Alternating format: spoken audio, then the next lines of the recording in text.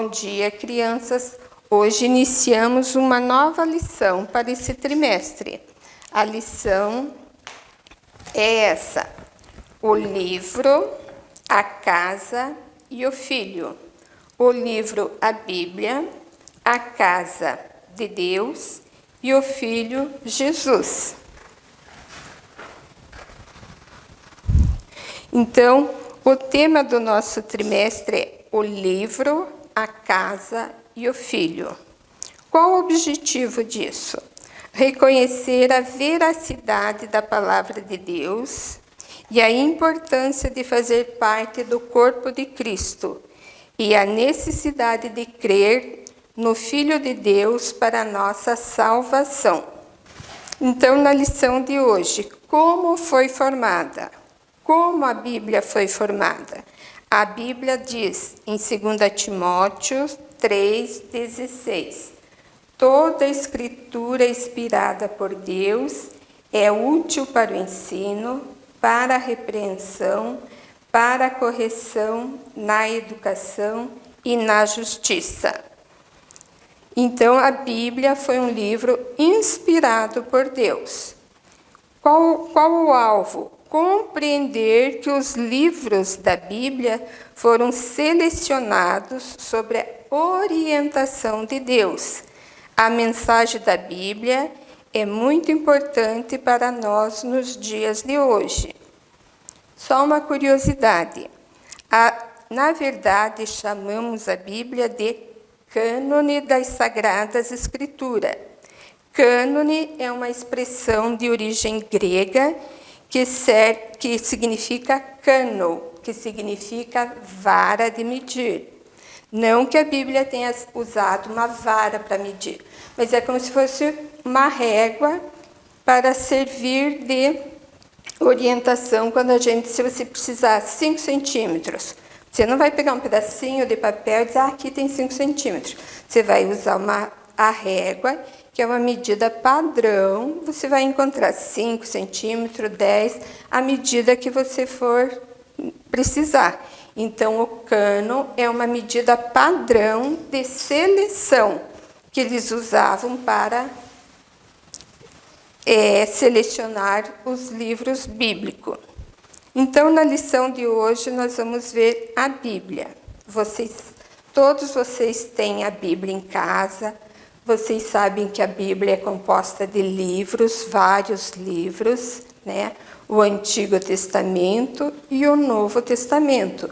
O Antigo Testamento tem 39 livros e no Novo 27. Mas como que eles escolheram isso? Qual a forma? Então, podemos dizer que houve normas para selecionar esses livros. A Bíblia foi inspirada por Deus, ele usou homens que revelaram fielmente a sua palavra. Por isso, é importante saber quais os livros que realmente vieram da inspiração divina e não por opiniões de homens. Então, surgiu um consenso para definir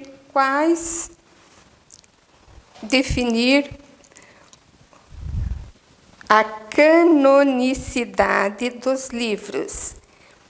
E isso foi utilizado 3 fatores para se escolher quais eram os livros que iam pertencer na Bíblia como nós temos hoje.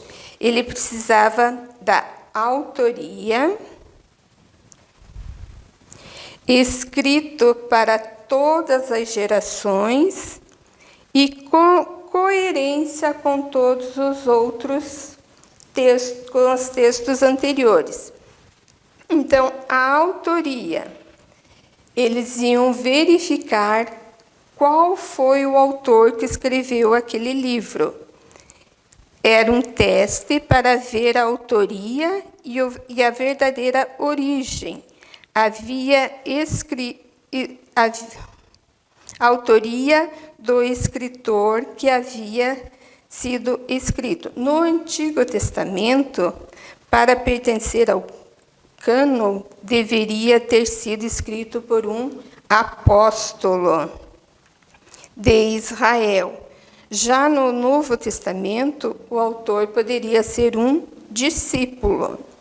E alguns autores do Antigo Testamento, e eles tinham que ver todos aqueles textos, eles tinham que conferir e ver se realmente era um texto dos autores que eles conheciam, que eles sabiam que eram homens que foram fiéis a Deus, que faziam a vontade de Deus, como Moisés, Josué, Samuel, Ezequiel, Joel.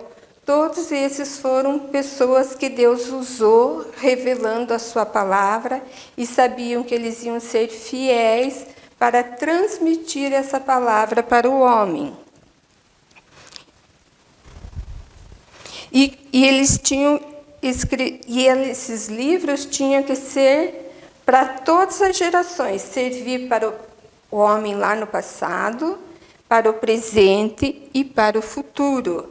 Então, um livro, para pertencer ao cânon, ele deveria ser impactante para todas as gerações, pessoas do passado, do presente e do futuro, como lá em Jeremias 29, 12. Vamos ler o texto na Bíblia, Jeremias 29, 12 e 13. Então me invocareis, passareis a orar a mim, e eu vos ouvirei. Buscar-me-eis e achareis, quando me buscares de todo o coração. Essas palavras Jeremias escreveu para o povo judeu quando eles foram levados cativos para a Babilônia. E eles foram levados cativos para a Babilônia por quê? Por causa da desobediência. Eles deixaram de adorar o Deus vivo e começaram a adorar outros deuses. Então, Jeremias profetizou essas palavras para eles.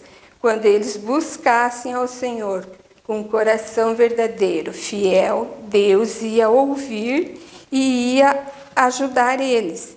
E essas palavras lá de Jeremias para aquele povo é bem atual para nós hoje. Hoje nós estamos passando por uma pandemia, né? Todos nós estamos apreensivos, não sabendo exatamente o que vai acontecer.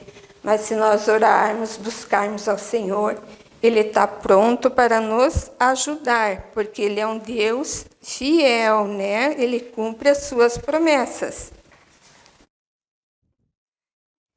Tinha que ter uma coerência.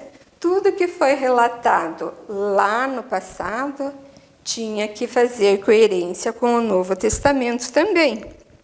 Então, imagine se hoje em dia nós pegássemos um livro qualquer que nos ensinasse a mentir, só uma mentirinha de vez em quando, não faz mal para ninguém, e nós falássemos que esse livro tinha que conter na Bíblia. Isso seria correto? Não, porque mentir é pecado. E lá nos 10 mandamentos já tem, né? Não mentir, né? Então, as palavras de Deus que serviram lá para o passado, elas servem para nós hoje, porque Deus não se agrada da mentira. Então, por isso que teve esses 3 fatores: a autoria, né? A autoria, para ver se realmente eram servos que Deus usou mesmo. O escrito para todas as gerações e a coerência. Mas como que eles faziam isso? E a Bíblia, o Antigo Testamento foi escrito em hebraico e o Novo Testamento em grego. Mas só que a linguagem hebraica foi ficando restrita só ao povo judeu lá em Jerusalém. E aqueles outros judeus que foram saindo de Jerusalém, mudando para outras cidades, para outros países, eles foram aprendendo as outras línguas. Então, o hebraico ficou restrito só ao povo judeu. E aqueles que saíam, eles já tinham dificuldade para ler o Antigo Testamento. Então, o que eles resolveram? Que tinha necessidade de traduzir o Antigo Testamento, que era no hebraico, para o grego. Então, eles fizeram uma reunião lá em Alexandria, que era um grande centro da época, tinha uma biblioteca bem grande, e eles resolveram, então, chamar alguns homens judeus, eram 6 representantes de cada tribo de Judá, lá de Jerusalém. Então, a tribo de Judá tinha 12 tribos. Então, de cada tribo foi enviado 6 representantes para Alexandria, para que eles se reunissem para traduzir o Antigo Testamento, que era no hebraico, para o grego. E era para ficar um exemplar na biblioteca, porque em Alexandria tinha uma grande biblioteca.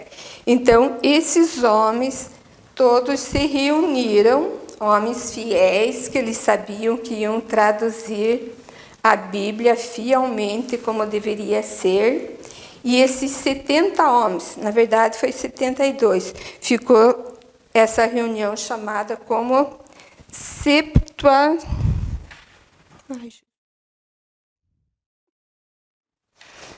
Essa reunião ficou chamada como Septuaginta, que quer dizer 70. Então, esses 70 homens realmente fiéis traduziram todo o Antigo Testamento do hebraico para o grego, para que todas as outras pessoas pudessem estudar o Antigo Testamento também. Então, daí o Antigo Testamento, 36 livros, 39 livros, e o Novo Testamento, 27. Temos também a Bíblia Católica, que ela tem uma diferença da Bíblia Protestante. Ela contém 46 livros. No século XVI, houve a divisão da Igreja Católica e a Igreja Protestante. E daí a Igreja Protestante ficou usando a Bíblia como ela é hoje, porque são os livros traduzidos do hebraico, são os livros do hebraico que foi traduzido e ficou sendo como a Bíblia do protestante. Os 39 livros traduzidos do hebraico e os 27 que já eram. E a Bíblia Católica ela tem mais 7 livros no Antigo Testamento, que foram inspirados por homens comuns. Eles escreveram, mas não foi inspiração divina. Então, eles têm os livros normais e mais 7, como Tobias, Macabeu e alguns outros livros. Então, a Bíblia nossa, a Bíblia que nós temos, que nós conhecemos, ela foi aceita pelo povo judeu e é essa que nós usamos. Todos os livros do Antigo Testamento são os livros realmente inspirados por Deus, que ele usou os seus apóstolos, seus discípulos, né? E eles escreveram com fidelidade tudo aquilo que Deus revelou para eles. Então, a nossa Bíblia é a Bíblia usada pelo povo judeu, tanto no Antigo Testamento como no Novo Testamento. A Bíblia é o livro mais vendido no mundo e traduzido. É um livro antigo, né? Mais de 2000 anos, mas ela serve para nós bem atual nos dias de hoje. Ela traz mensagens para nos fortalecer, nos esclarecer, né? Para que nós possamos ter uma vida digna com Deus, que nós possamos viver uma vida de santidade diante do Senhor. Isso acontece porque Deus está no comando de todas as coisas. Então, a Bíblia é viva e eficaz até hoje, por quê? Porque Deus está comandando todas as coisas, né? Vamos ver em Hebreus 13, 18. Hebreus 13. Hebreus 13, 8. Desculpa aí, 13, 8. Jesus Cristo, ontem e hoje, e é o mesmo e será para sempre. Então, a Bíblia traz a inspiração divina, né? Desde o passado, o presente e vai ser para o futuro, porque ela contém a palavra de Deus, né? A salvação que nós temos em Jesus Cristo vem através da palavra de Deus contida na Bíblia. Então, nós temos que estudar a Bíblia, viver a palavra de Deus, sempre buscando ser coerente com a palavra de Deus. Nós não podemos ler a Bíblia, tudo, e agir diferente, né? Então, nós temos que ser fiéis à palavra de Deus. A lição que vocês vão fazer é essa aqui, ó. Como foi formada? Aqui tem algumas perguntas de como que foi feito, como que foi pesquisado.